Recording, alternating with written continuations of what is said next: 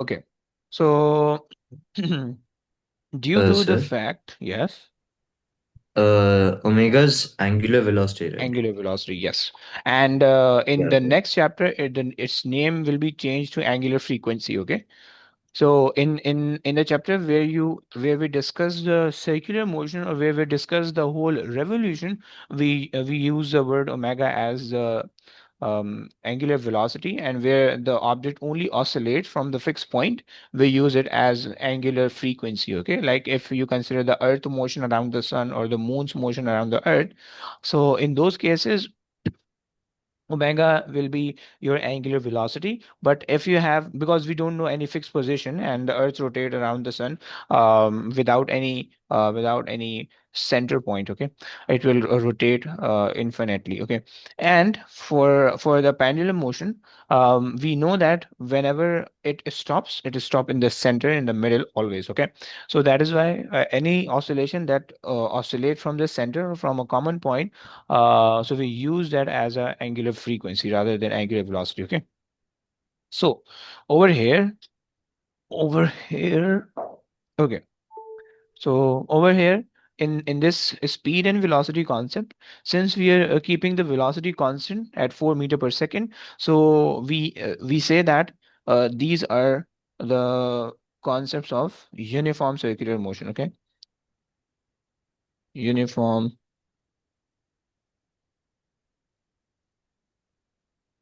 uniform circular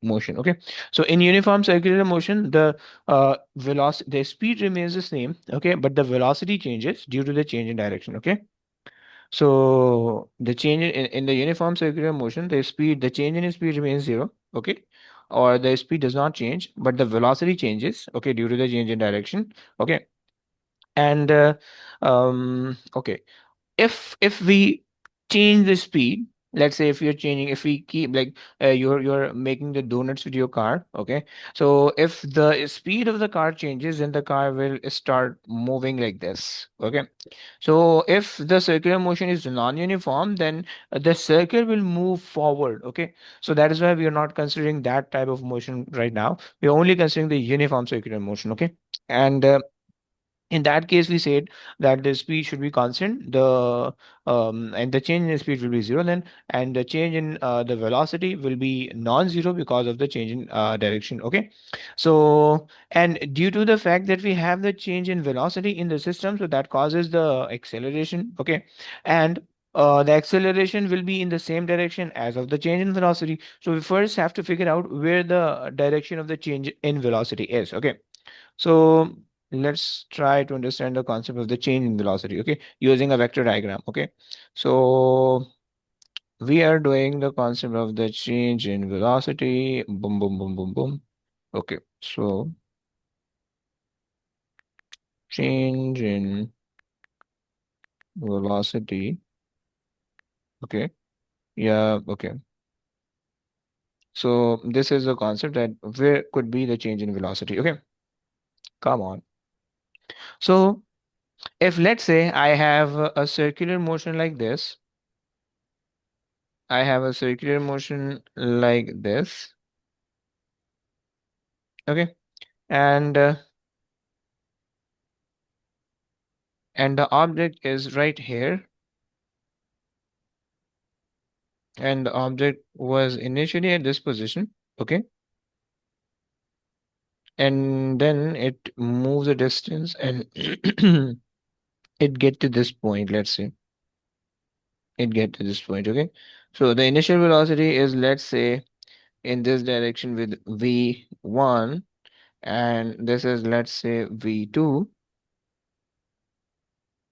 Okay, and we know that since we are only considering the uniform circular motion, so the direction of the velocity, the magnitude of the velocity remains the same, which is represented by the direction of the size of the arrow. Basically, come on, the size of the arrow. Okay, and this is v2. Okay, so if we try to find out the change in velocity, which means change in the velocity means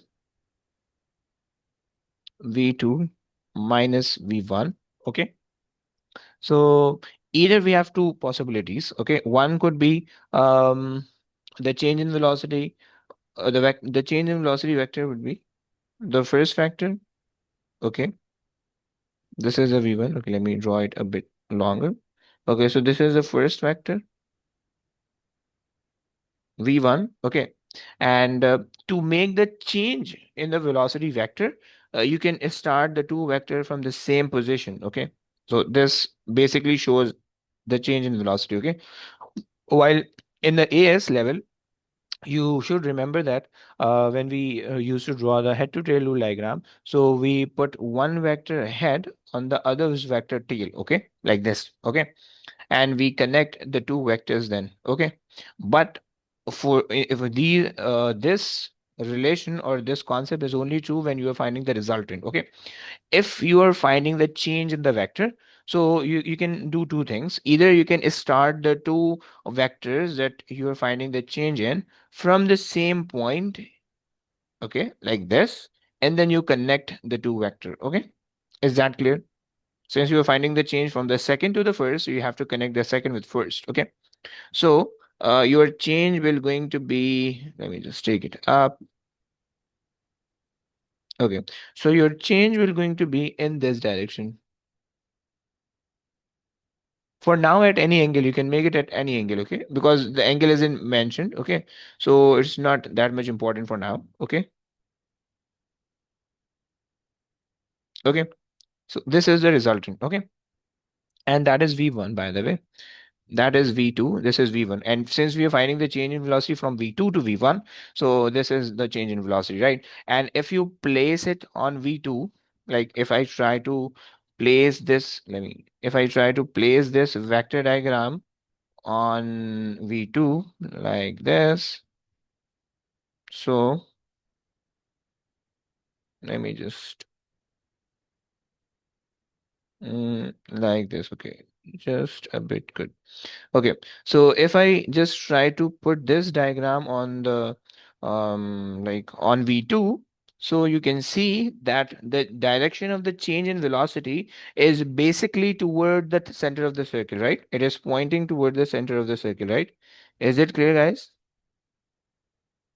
It is Yeah. pointing toward the center of the circle, right? And if I also try to place this on the on V1, so it surely points toward the center of the circle. Okay, let me just,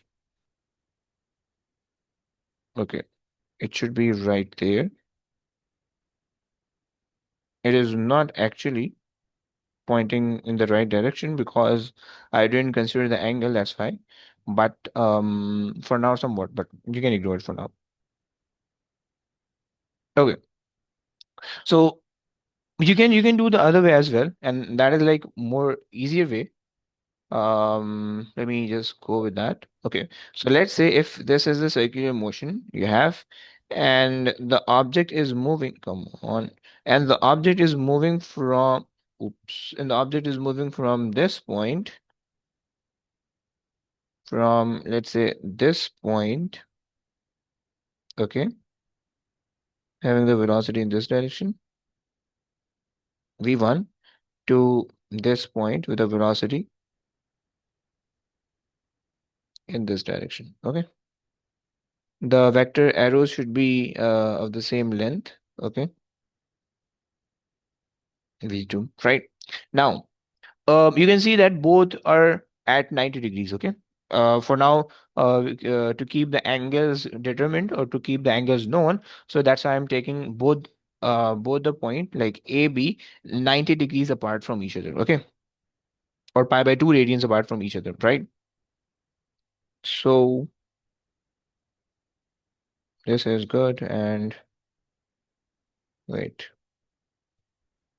fine. Now, if I try to find out the change in the velocity, so for change in velocity, what we should do is v2 minus v1. Okay, this is what I have to do. Okay, so if I consider any one vector, you know that you have to make any one vector as a reference vector, and I have to put the other vector on the head of the previous vector. Okay, so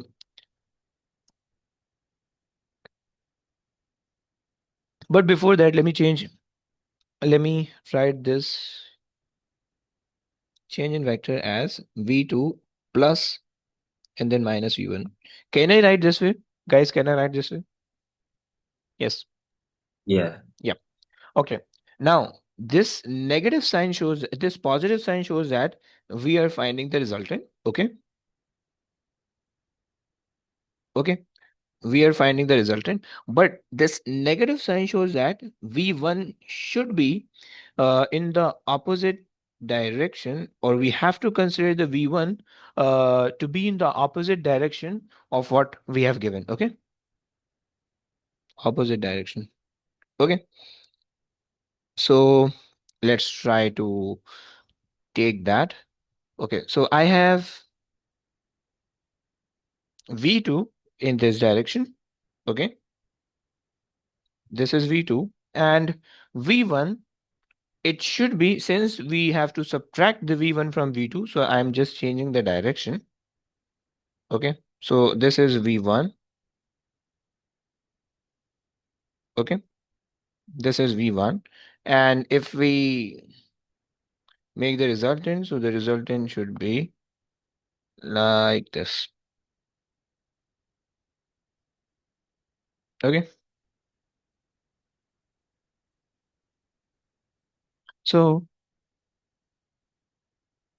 and if I just place it right here on V1, so you can see that we have the vector diagram correctly drawn. Okay. With a correct angle. Okay. And yes, fine. So just keep it right here. Okay. So using this is the resultant velocity. Yeah, this is a change in velocity. Okay, not the resultant. Okay. So now you can see that the change in velocity is also directed, or the change in velocity is basically directed toward the center of the circle, right? And this is a very important concept because we know that the acceleration should have or would have the same direction as the direction of the change in velocity, right? So since it is, this is what we are getting, so let's just write that down and then we'll move on. Okay. Hey. Oops. Come on. And it is done. Perfect. Now we can say that the the acceleration should be in the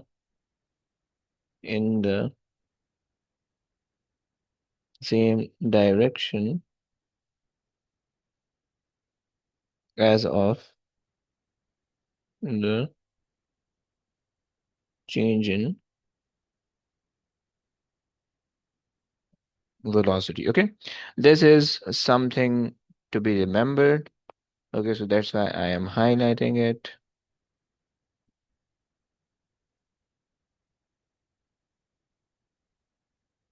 Boom.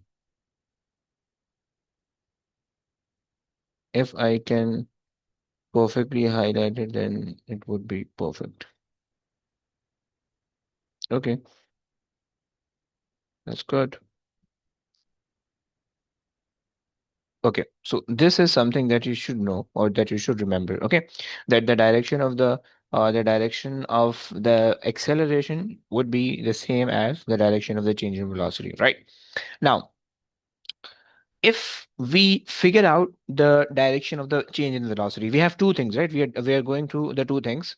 The first thing is the speed and the second thing is the velocity, right? So we said that the change in the speed is zero, okay, and the speed is constant, so that's why we said this has the uniform circular motion.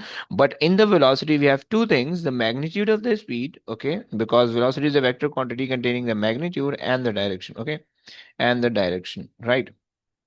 So the we understand the direction, of the velocity and the change in velocity, right? And in this, in the direction of the change in velocity and the direction of the acceleration should be the same. Okay.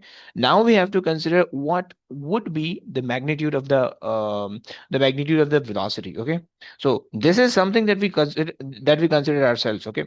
So let's just do the working for the direction of the for the value of the change in velocity. Okay. So okay. Now for magnitude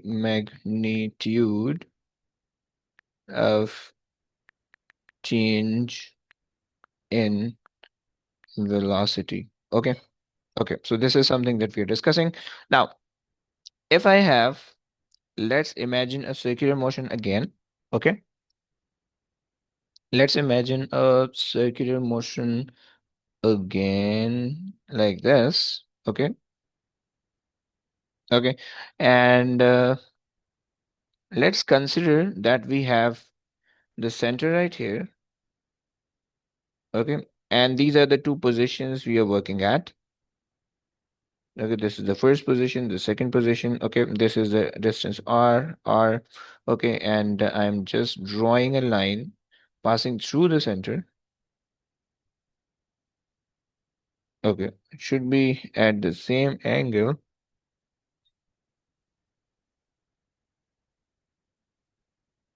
Okay, let me just. Okay, perfect. Come on. Okay, now,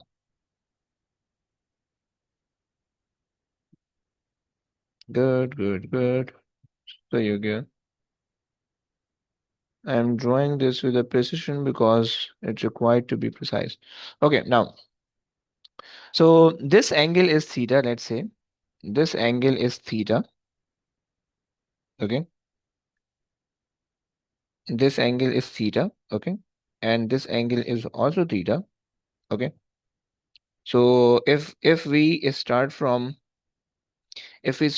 point A, so okay, so if we are starting from point A, okay, and we are going to the point B. Okay, let's say this is point A, and come on, yeah, particularly this is point A, and this is point B.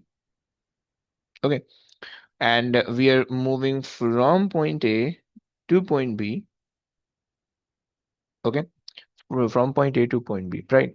And let's say at point A, the velocity vector is in this direction. Okay, is in this direction, and this is, let's say, v1.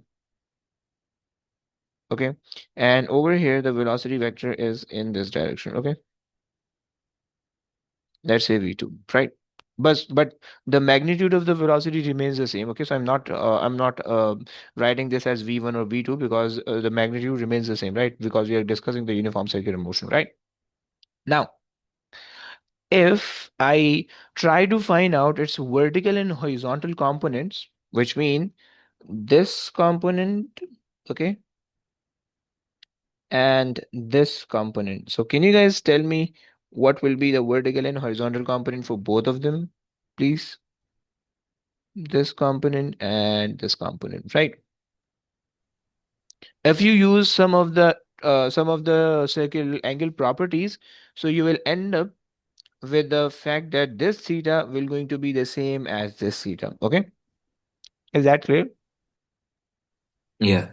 Okay, and over here, this theta will going to be the same as this theta. Okay, you have to do some circle properties. Okay, so I'm just writing that down.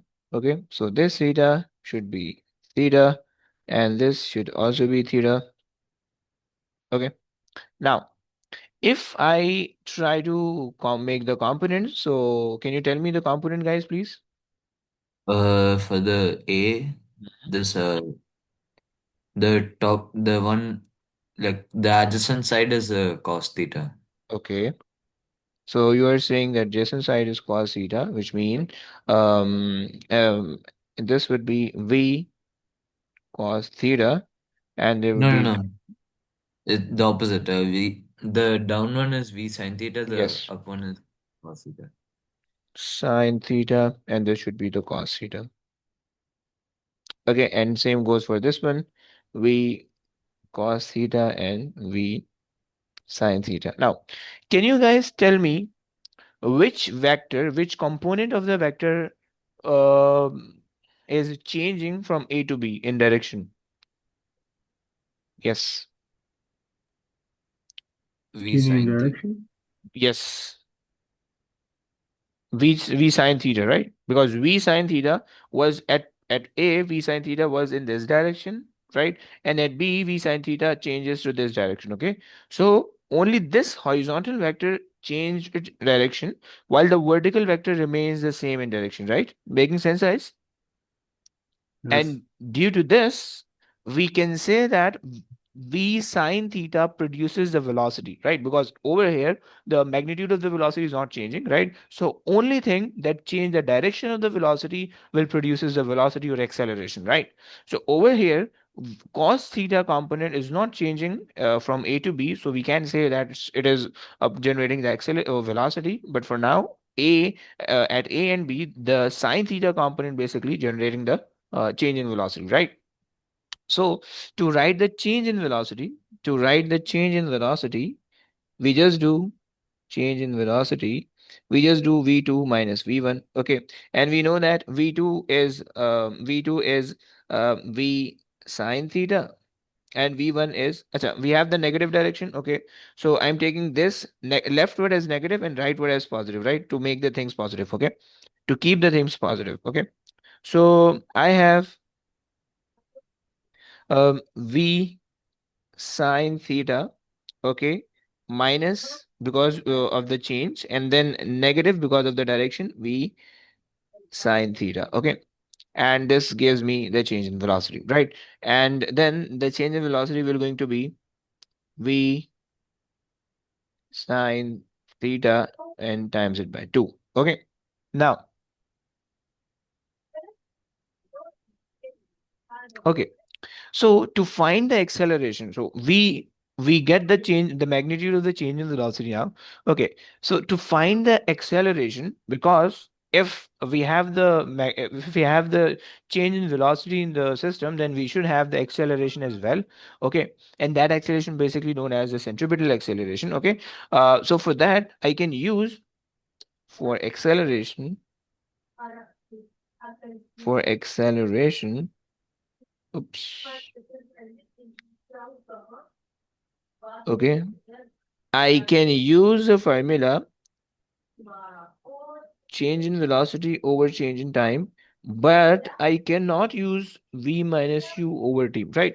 Because in v minus u, we consider v the component of the v and the component of the u, right? And in this formula, there isn't any concept of direction, okay? And since in this case of the circular motion, the velocity is being changed or is changing due to the change in direction, so we should have to include some of the trigonometry to include that change directional change in the velocity, right? So that's why I have to use this change in velocity right here directly, okay, without using this formula, right?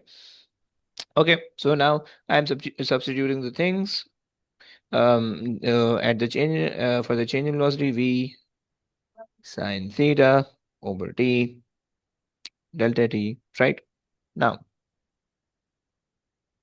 you can see that you can see that from A to B, how much distance we covered. Yes, in term of angle. In term of angle. Angular displacement. Yes. 2 theta. 2 theta. Very good. And okay, fine. So the angle from A to B is 2 theta. Okay. And if we try to make the time, okay, so omega is basically equal to theta over t. This is a simple formula. Okay. Or okay, we don't want omega. we can consider V right here because V is in the formula. So V is equals to um displacement S over T. Okay. Yeah, distance over T, right? And then velocity is equals to, you know that S is the arc length, which we can write as R theta over T. Okay. And I'm making T the subject. Okay. So R theta over V is the velocity is the equation for the time. Okay, now let me just substitute that in. Okay, so I am substituting that in here. Okay, so after substitution, it will look like A is equals to 2V sine theta divided by, for the change in V, I can write this as R theta over V. Okay. Now, if you apply the simple maths, it will get, since it is in the denominator, so you will have to take the reciprocal of it. Okay, so V will get on the top, and this becomes A is equals to 2V sine theta times V over R theta. Okay, so and now we have the maths property that we can apply. Let me just take it downward. It's not getting messy. Okay, paste. Okay. So it will become 2b square sine theta divided by r theta. Okay. Okay. Now this thing, what the hell? This thing over here is going to be an identity, the mathematical identity, which I don't think you guys have studied because it's not the part of A-level syllabus. But this is something that you should know, that if you have any sine theta, sine theta over theta, okay, where theta is extremely very small, okay, so that will be equivalent to 1. This is the identity, okay. The identity says that sine theta over theta will be approximately equivalent to 1 when theta is extremely very small, okay, extremely very small, okay.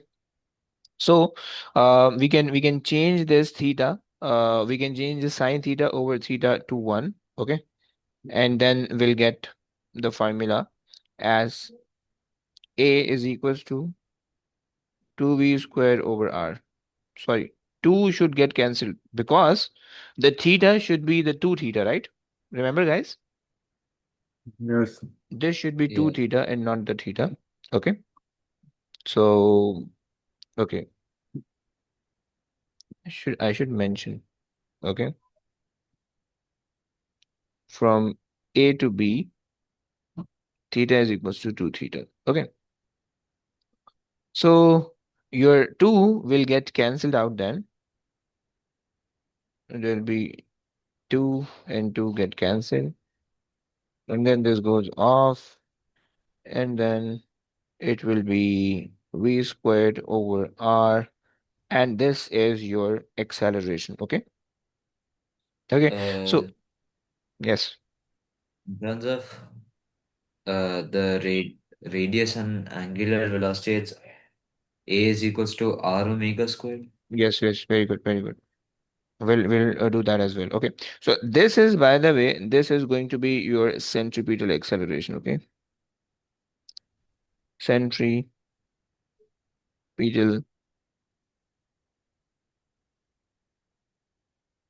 acceleration. Okay.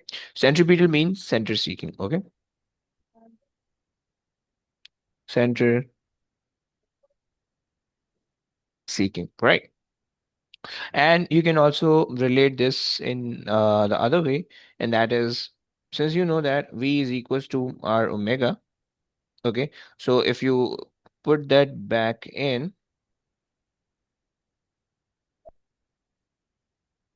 Okay, if you put that back in, okay, so you'll end up getting the value of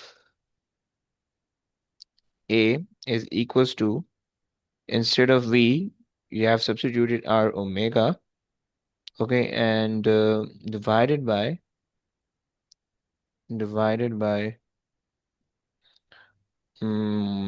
R, and it is squared, so you will get A is equals to R omega squared, okay? Is that clear, guys? Yeah. Yes. Perfect, right? So in A levels, whenever we have to find out the acceleration for the circular motion, we always have to consider these two equations, okay? Clear? And okay, so we are done with that. Okay, so we have done all the analysis of kinematics, okay, that contain the velocity and the displacement and acceleration, everything, right? Now we have to consider, bro. Yeah, guys. So yeah, now we have to consider the concept of the forces, okay, and then we'll be done with the chapter. Then we'll go to the question. Okay, so let's try the force analysis and the application. Okay, so these are the two things that we have left with. Okay, so the force analysis. Come on, why this is not fixed? The force analysis and applications. Okay, or just the force analysis. Okay, of circular motion. Okay,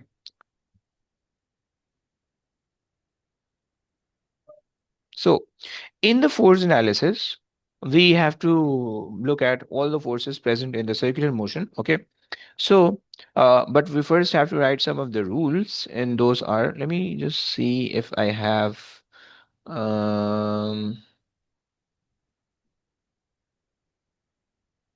this is something I'm using, and I should have it. This is not,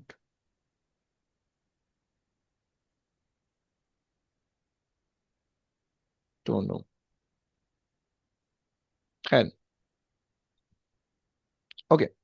So in the force analysis, we first have to find out what is the centripetal force, or okay. So let me just write down some of the statement that you should have to memorize it, okay? Or you should have to understand and then memorize it, okay? Bro, inshallah, tomorrow's class, okay? We'll try to complete the chapter in today and some remaining thing in tomorrow's class, and then we'll do the questions, okay? I have the past paper worksheet. Okay. So I'll be solving with mine. Okay. I'll send you mine worksheet. Okay. This is what I got. Okay. So I'll be using this worksheet. I'll send you after the class or by tomorrow. Okay. And I'm using this one. Okay. If you have any other password, no issue. But I would suggest you to use this one so that I will have the idea which question you are stuck in and which question you're getting the problem in, or how many questions that you have done. Okay, so because this is something that I compiled. Okay, fine. So in the force analysis, we first have to understand that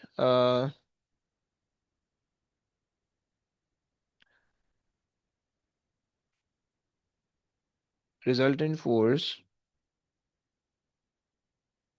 should be in the same direction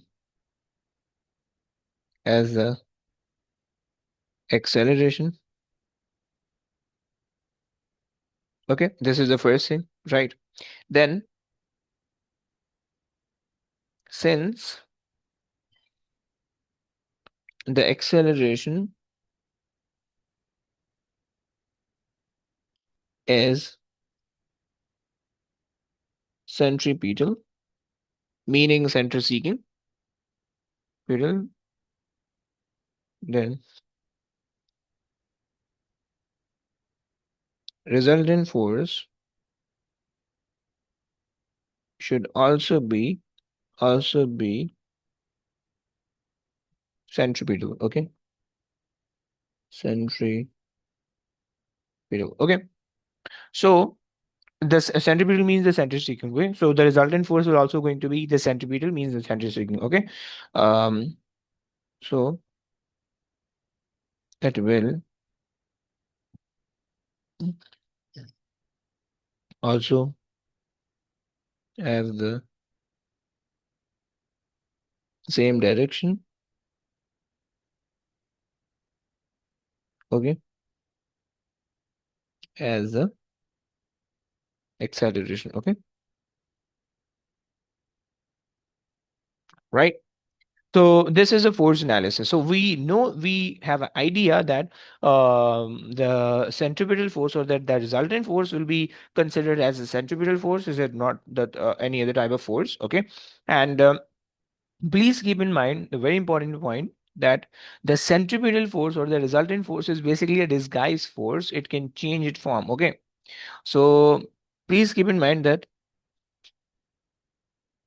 centripetal force is not a new force. Okay. Force. It is just the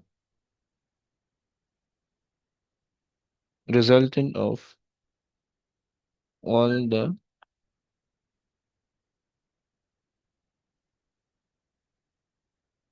forces present in the system and in the system. Okay. Right. So,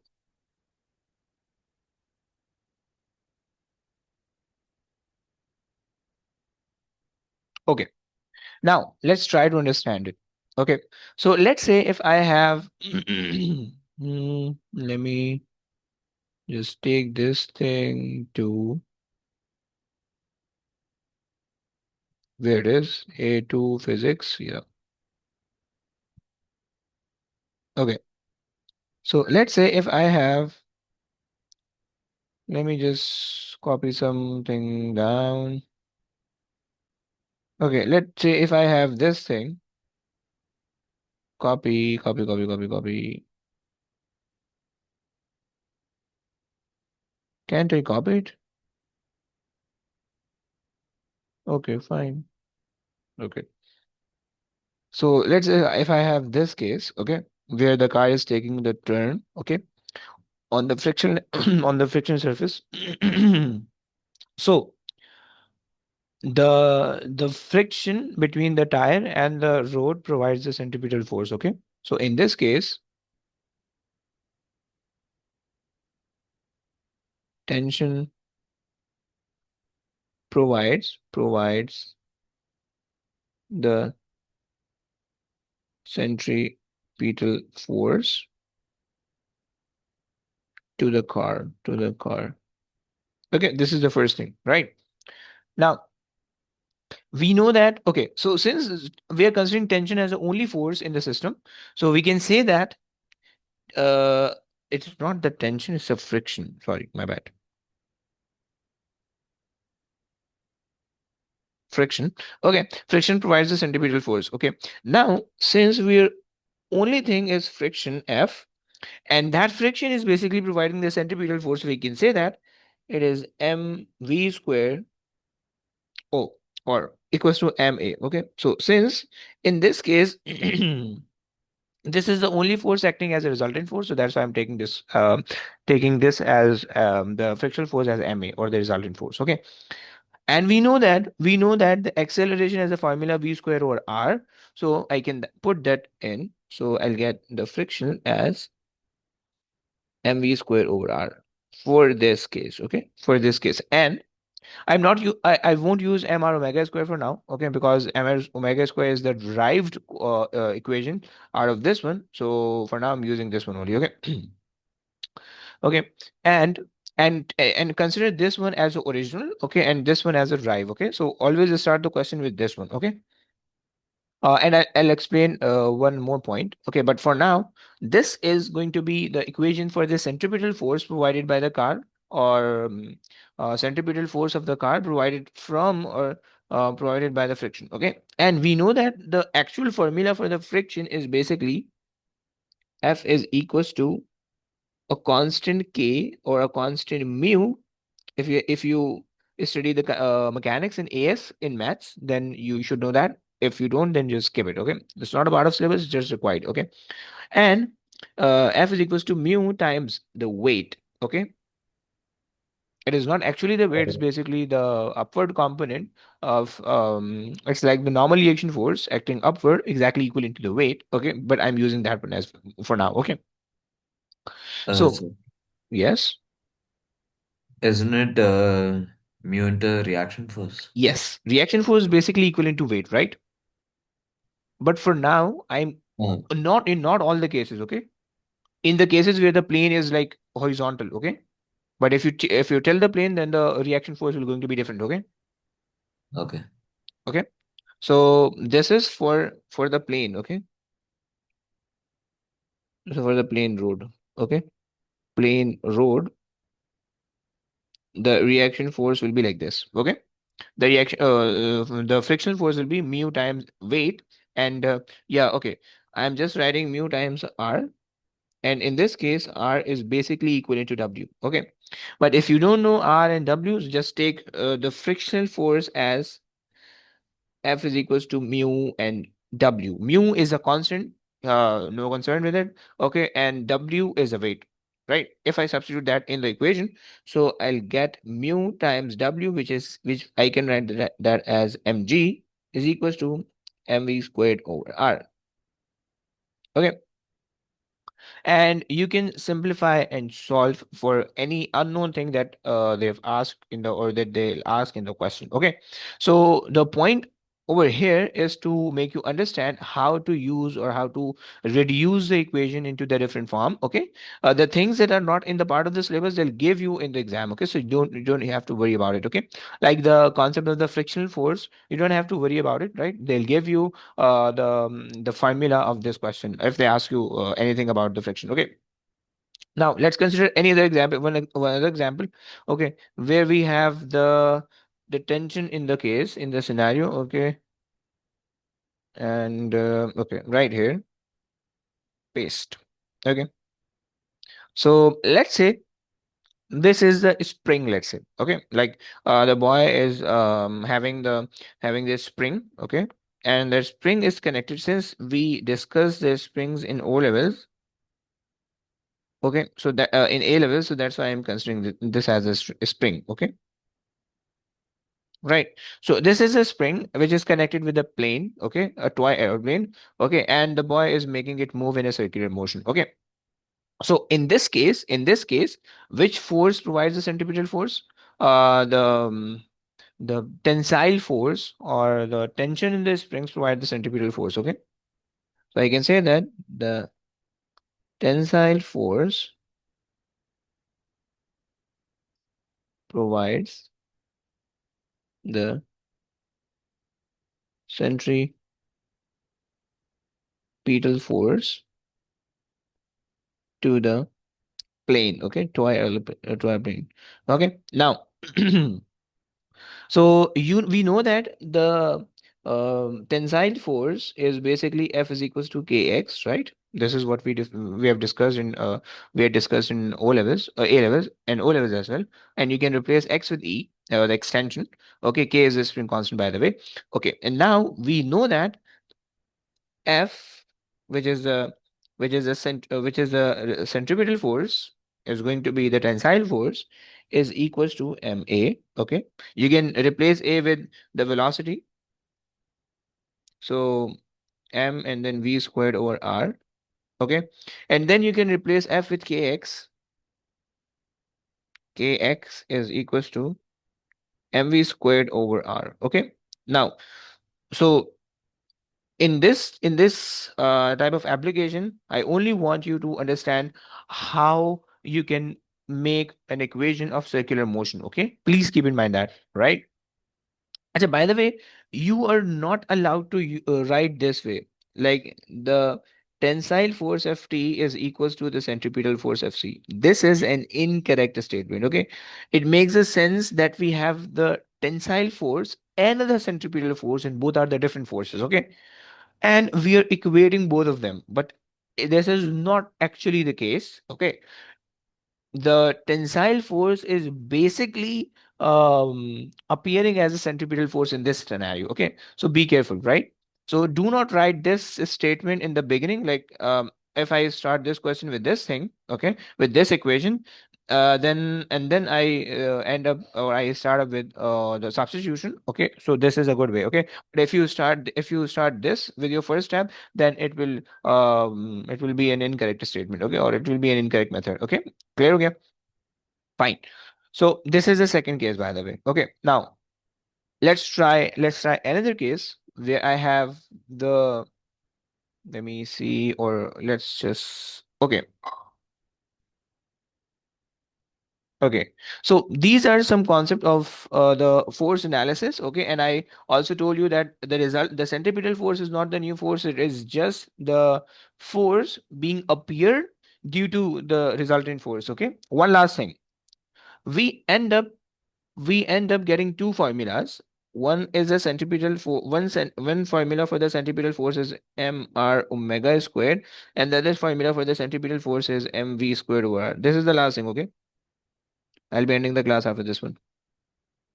Okay, so now which formula should we use? Because in both of the formulas, in first formula, Fc, the resultant force, is inversely related with R, and in the second case, the resultant force is directly related with R. Okay, so which equation should we use in order to understand the concept of the resultant force? Okay, so to answer this thing, you should understand that in any situation, if you are changing one thing, then the other thing should be changed and the rest of the thing should be constant. Okay, so if in a system you are working with a constant velocity, then you have to use this formula. Okay, and if in a system you're working with a constant omega, then use this formula. Okay, this is the second rule. Okay,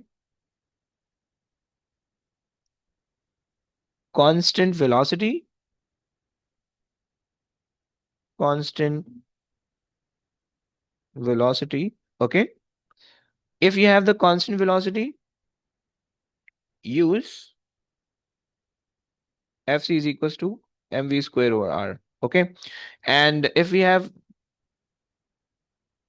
constant omega, then use Fc is equals to mr omega squared. Okay, or if you don't want anything, then just be very simple. Always start with this thing. Okay, and then substitute the r omega in v, because we know that v equals to r omega. Then you will get to this equation if required. Okay, if not required, then just forget this equation. This is the second thing. Okay, forget this equation. Okay, and use this one always. But if they didn't ask you for v, they're asking you for omega, then just go with r omega, and substitute that in v and then solve it. Okay, but like in the cases where we have the planetary motion, like in the planetary motion, okay, we mainly use this omegas. Okay, omega thing. Okay, and mainly in the motion where the velocity is varying, or it's not constant, or it is changing or something. Sometime it is constant and we use this formula. Sometime it is not constant and they ask you to find the velocity. So we use the other concept. Okay, but the basic thing is, always remember this formula. Okay, whenever they ask you uh, anything that is not present in this formula, which is omega, then just substitute the remaining thing in, and you'll get this formula. Okay, and for now I'm stopping the class right here. Okay, we have done some of the equation and some of the application. Okay, and we'll have to do the remaining application, like the vertical motion. Okay, and the concept of you can say the concept of the vertical motion with some different techniques. Okay, this is the first thing that we have to discuss, and the concept of conical pendulum. If I will have time, I'll do that, and the concept of the bank turns. Okay, these are the three things that they frequently ask in the paper. So these are the something, and then later on we'll do the questions. Okay, so for now, and by the way, after tomorrow's class, I'll be sending you the notes for these chapter. Okay, for this chapter, because then we'll be done with the chapter. Okay, so and inshallah, I'll try to send you the note after every chapter. Okay, not in the middle, because it would be like very difficult for me to send again and again. So I'll send you after every class. Say, and if you want the note urgently, then just let me know, or just let me know in the class. I'll make you. I'll just zoom out it so you can you can take the screenshot. Okay. But for now, I'm ending the class. I'll send the notes tomorrow. Okay. Okay, Okay. sir. Okay. That's it for today. Okay, guys. Take care. Allah Hafiz. Sir, Yes. if you can you create like a WhatsApp group? Yeah, yeah, Fade. yeah. I will. I will. I will. Inshallah, by Okay. today or by tomorrow. Okay. Okay. Okay. Take care. Allah Hafiz. That's